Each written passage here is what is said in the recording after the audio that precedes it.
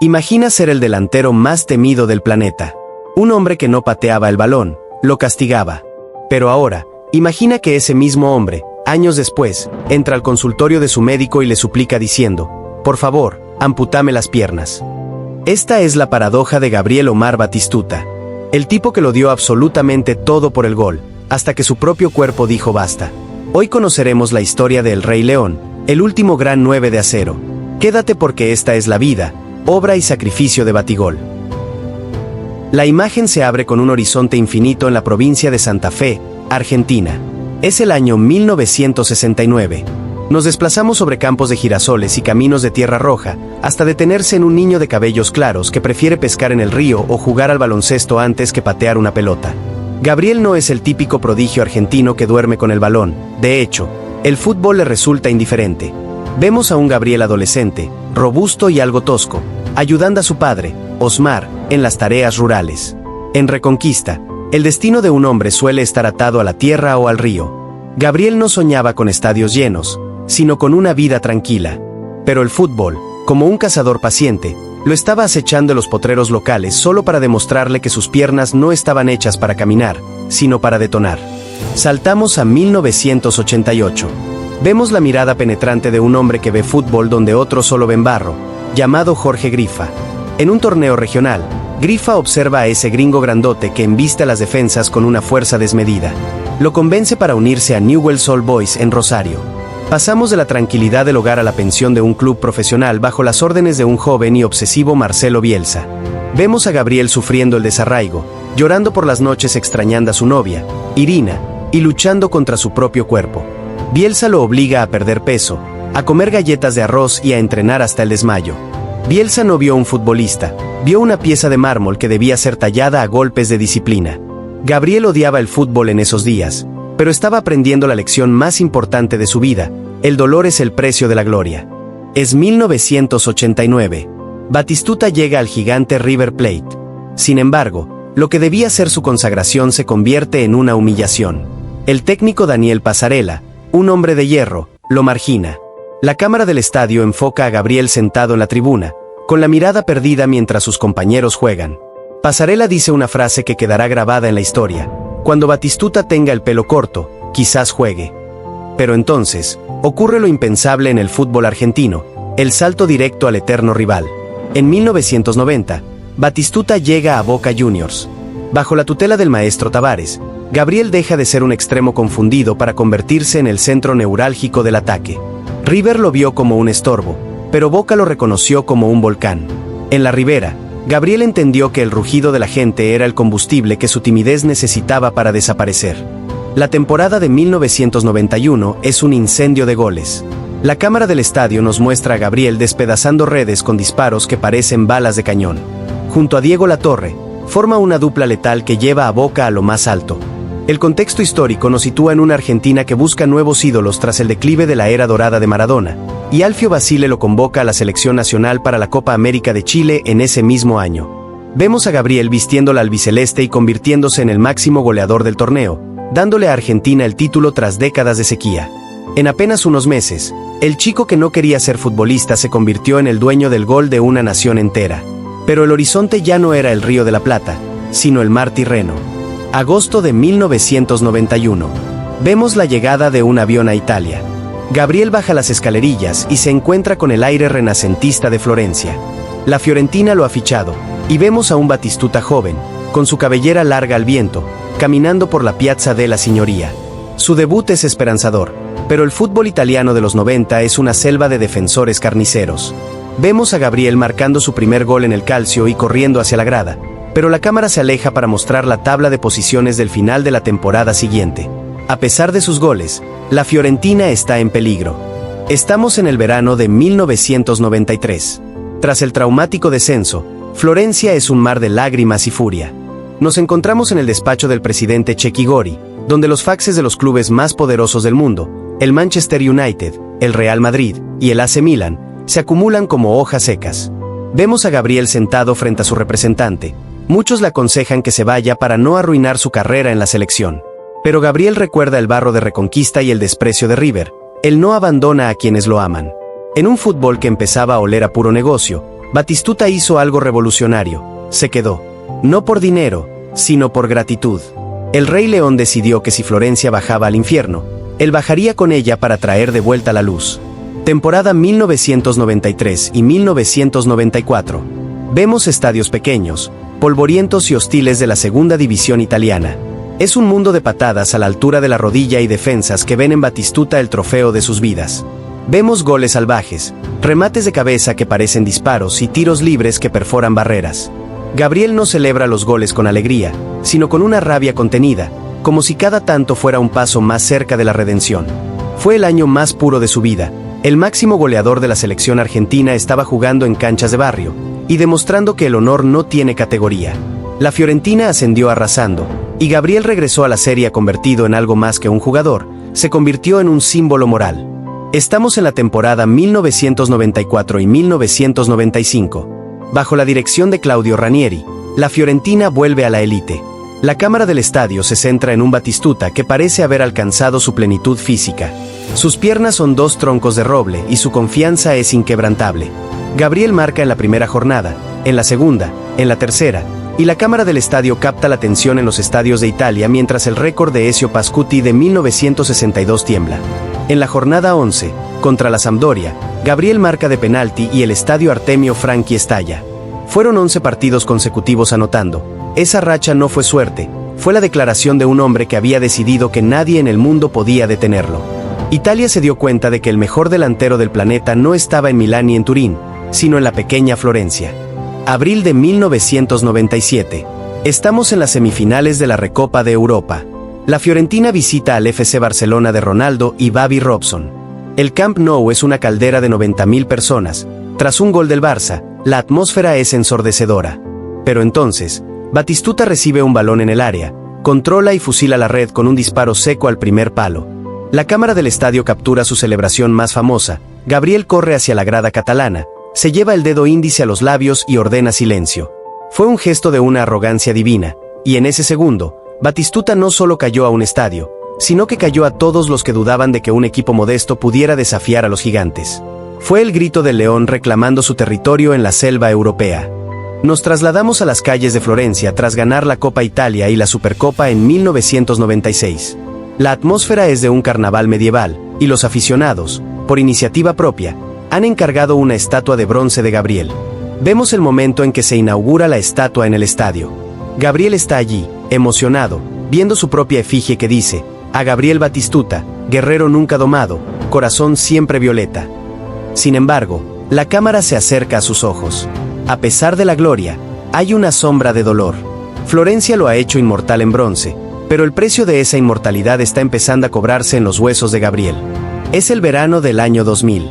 La atmósfera en la ciudad es tóxica, una mezcla de incredulidad y despecho. Vemos a grupos de aficionados manifestándose en las calles. Algunos queman carteles, otros lloran sentados en las aceras. La Fiorentina, asfixiada por las deudas y la falta de un proyecto ganador, ha aceptado la oferta de 70.000 millones de liras de la Roma. 9 años, 168 goles, y una lealtad que parecía eterna se rompió por la urgencia de un hombre que no quería retirarse sin haber sido el dueño de Italia. Batistuta dejó Florencia como un amante que se va en mitad de la noche, con el corazón roto, pero con los ojos puestos en la corona. Estamos en la presentación de Gabriel en el Estadio Olímpico de Roma. 13.000 personas han pagado entrada solo para verlo ponerse la camiseta naranja y granate. La cámara del estadio capta a Fabio Capello, el técnico de hierro, asintiendo con satisfacción. Capello sabe que Batistuta es la pieza que le falta a su rompecabezas táctico junto a un joven llamado Francesco Totti. Roma no gana la liga desde hace 18 años y la llegada de Bati se vive como la llegada de un mesías. En Roma, Batistuta no era un jugador más, era el armamento pesado que el imperio necesitaba para aplastar al norte.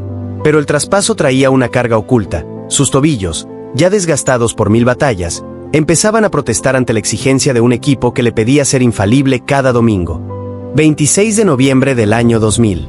Se produce el encuentro inevitable, la Roma contra Fiorentina. La cámara del estadio enfoca el rostro de Gabriel en el túnel de vestuarios. Está pálido, casi enfermo. Durante 80 minutos, deambula por el campo como un alma en pena, fallando ocasiones que antes marcaba con los ojos cerrados. Entonces, en el minuto 83, recibe un balón fuera del área. Casi sin mirar, Suelta un derechazo violento que se clava en la escuadra. Es un golazo antológico. El estadio explota, pero la cámara del estadio se queda fija en Gabriel. No grita, no corre, solo se lleva las manos a la cara y rompe a llorar mientras sus nuevos compañeros lo abrazan. Fue el primer gol en la historia del fútbol que se celebró con un funeral en el corazón del autor. Batistuta acababa de asesinar a su pasado para darle un futuro a su ambición. Fue el grito del león, pero sonó como un sollozo. Segunda mitad de la temporada. Es primavera del año 2001. Vemos a Gabriel sentado en una camilla, apretando los dientes mientras un doctor clava una aguja larga directamente en la articulación de su tobillo. Las infiltraciones son la única forma de que pueda caminar, mucho menos correr. Vemos a Gabriel que cojea ostensiblemente, pero en cuanto el balón llega al área, su instinto asesino se activa por encima del dolor. Marca 20 goles fundamentales esa temporada, y cada gol de ese año fue un contrato con el diablo. Gabriel estaba canjeando su capacidad de caminar en el futuro por la gloria del presente. No era fútbol, era una guerra de desgaste contra su propio sistema nervioso. 17 de junio del año 2001. Estamos en el partido final contra el Parma. El Estadio Olímpico es una caldera humana que desborda las gradas. Roma gana 3-1 y Batistuta marca el tercer gol, desatando la locura. Al pitar el final, la invasión de campo es inmediata. Vemos a Batistuta llorando de alegría en el centro del campo, finalmente con el scudetto en sus manos. Había conquistado la cima, había cumplido su promesa, pero mientras Roma celebraba, en el silencio de los vestuarios, el cuerpo de Gabriel Batistuta empezaba a enviarle la factura definitiva. El Rey León había ganado la corona, pero a cambio de sus piernas. Estamos en la temporada 2002 y 2003. La cámara del estadio recorre el vestuario de la Roma, pero ya no se detiene en el guerrero imbatible, sino en un hombre que tarda el doble de tiempo que sus compañeros en ponerse las botas. Los movimientos explosivos que antes definían su juego ahora son lentos, precedidos por una mueca de dolor. Tras el fracaso en el Mundial de Corea y Japón, el aura de invencibilidad se ha evaporado. Vemos a Gabriel cedido al Inter de Milán en enero de 2003, un intento desesperado por recuperar la chispa. El fútbol es un amante cruel que no sabe envejecer. Batistuta, que había sometido a los defensas más feroces del mundo, estaba perdiendo la batalla contra su propia anatomía. Sus tobillos no eran ya articulaciones, eran dos nudos de dolor que le gritaban que el tiempo de los domingos de gloria había terminado. Es julio de 2003. Nos trasladamos a los horizontes infinitos de Qatar, donde Gabriel ficha por el Al-Arabi. Vemos a Batistuta marcando 25 goles en su primera temporada, rompiendo récords en una liga de menor intensidad que le permite jugar casi caminando. Vemos escenas de Gabriel disfrutando de su familia, de la playa y del anonimato relativo, pero siempre con una bolsa de hielo atada a sus pies al terminar cada jornada. Qatar fue el refugio del guerrero herido. Allí, Batistuta pudo despedirse del gol con la dignidad de quien todavía sabe cómo romper una red, aunque el cuerpo ya no le permitirá celebrar con los saltos de antaño. Fue el adiós dulce de un hombre que ya empezaba a mirar hacia el horizonte de la pampa. Marzo de 2005. La noticia recorre el mundo a través de los teletipos. Gabriel Omar Batistuta anuncia oficialmente su retiro del fútbol. Entramos a una habitación en su casa, donde las botas con las que marcó su último gol descansan sobre una mesa de madera. No hay grandes despedidas en estadios llenos, solo un comunicado y un silencio profundo. Vemos a Gabriel regresando a su reconquista natal, intentando reconectar con la tierra y el campo. Pero nos muestra la cara oculta del retiro, Gabriel sentado en su habitación, incapaz de caminar 10 metros hasta el baño. El día que el fútbol lo dejó, el dolor se quedó a vivir con él. Sin la adrenalina de los partidos, la realidad física lo golpeó de frente. El hombre que había hecho vibrar a naciones enteras ahora se sentía un prisionero de sus propios huesos. Estamos en una clínica médica en 2014. La luz es blanca, aséptica y fría. Gabriel está sentado frente al doctor Roberto Avanzi. Vemos las radiografías de sus tobillos. Ya no queda cartílago, solo hueso chocando contra hueso, una tortura constante que le impide dormir. Escuchamos la voz de Gabriel que dice: «Doctor, no puedo más. Por favor, córteme las piernas. Póngame prótesis como a Oscar Pistorius, pero quite este dolor». El Rey León, quebrado por los años de infiltraciones y sobreesfuerzos, prefería la amputación a seguir viviendo en una agonía que le quitaba el deseo de vivir. Era el grito final de un cuerpo que había dado todo lo que tenía. Vemos a Gabriel saliendo de una cirugía menor. No le cortaron las piernas, pero el doctor Avanzi ha fijado sus huesos para detener el roce. Vemos a Batistuta dando sus primeros pasos con muletas, con una determinación que recuerda a sus mejores días en el área.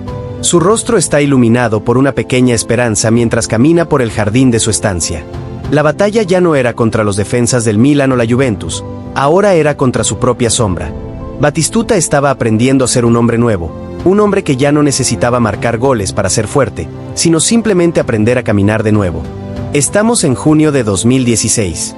Vemos un televisor que muestra a Lionel Messi marcando un gol de tiro libre magistral contra Estados Unidos, y Gabriel lo ve, sentado en su sillón en Reconquista. Messi acaba de superar los 54 goles de Batistuta, convirtiéndose en el nuevo máximo goleador histórico de la selección argentina.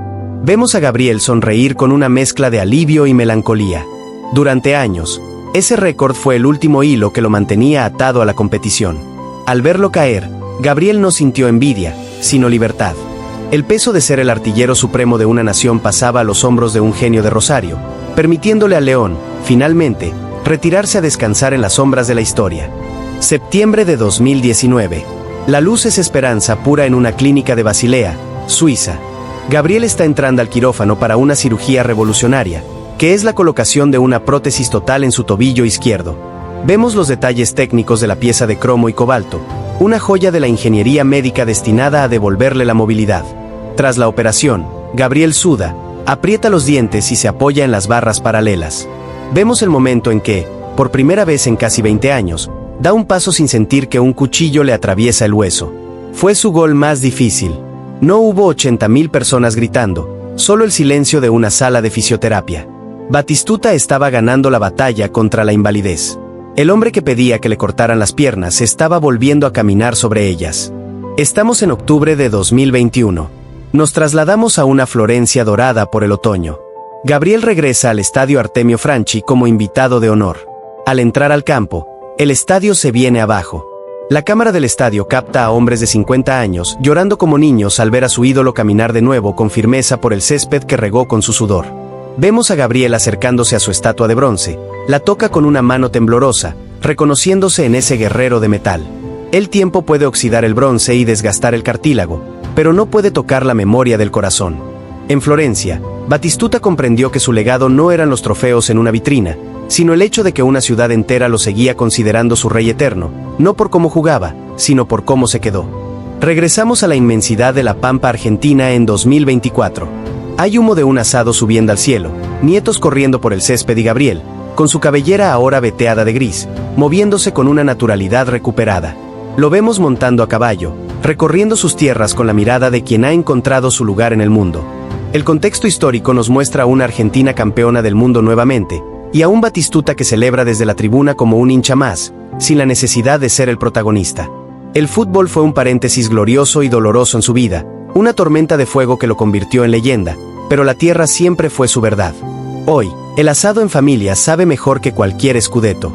Vemos a Gabriel caminando por un sendero de su estancia, se detiene, mira al horizonte y sonríe con plenitud. Gabriel Omar Batistuta nos enseñó que se puede ser un animal en el área y un caballero fuera de ella. Y nos enseñó que la lealtad tiene un precio y que el dolor se puede vencer. El Rey León ya no necesita rugir, su historia se escucha en cada balón que golpea la red con fuerza en cualquier potrero del mundo. Comenta si crees que Batistuta fue el mejor 9 de la historia. Comparte si creciste viendo los goles de Batigol. Suscríbete para más historias épicas de cracks legendarios. Y dale like si amas el fútbol de verdad.